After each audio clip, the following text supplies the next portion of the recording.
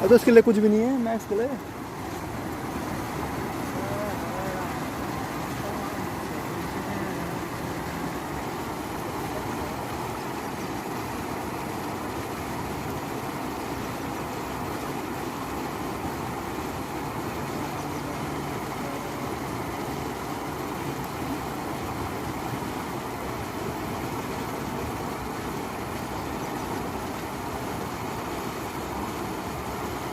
ओ भयंकर।